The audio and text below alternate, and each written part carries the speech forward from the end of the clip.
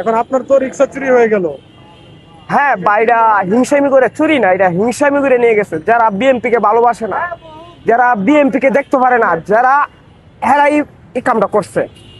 কি মনে হয় কারা করছে এই কাজটা? এটা আমার মনে যারা একবারে বললাম যারা বিএনপি কে ভালোবাসে না, বিএনপি কে দেখতে পারে না, জিয়াউর রহমানকে খালেদা তারেক রহমানকে যারা ভালোবাসে না, তারাই সম্ভব এই কামটা করা, আর তারাই করছে এটা।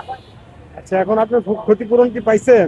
না, ক্ষতিপূরণ তো আমি রিক্সাটা বিচারতেছি, আমি আমার রিক্সা তো অনেকে রিক্সা হাত দিচ্ছে, তো ওই রিক্সা তো আমি দাঁড় না। এই পুঞ্জি তো 100 উপরে গেছে, মানুষ 100 জন উপরে হাত দিচ্ছে আমার রিক্সা। তুমি একটা রিক্সা নোড়ো, আরে ভাই ওই রিক্সাতে আমি কি করবো? যে রিক্সার মাঝে বিএনপি জড়িয়ে আছে, যে রিক্সার মাঝে জিয়াউর রহমান, খালেদা জিয়া, তারেক রহমান, আসাদ রহমান, ডক্টর জুবাইর রহমান জড়িয়ে আছে, সেই রিক্সাই আমার দরকার, অন্য কোনো রিক্সা দরকার নাই। ওই স্মৃতি হিসাবে রাখতে চাই যে এই রিক্সা স্মৃতি হিসাবে থাকবে, যে স্মৃতি হিসাবে ছবি সবসময় বহন করতো এবং সবসময় বিএনপি নিয়ে সে উল্লাস করতো, সেই রিক্সাটাই ইনশাল্লাহ উদ্ধার হয়ে এই স্মৃতি হিসাবে থাকবে।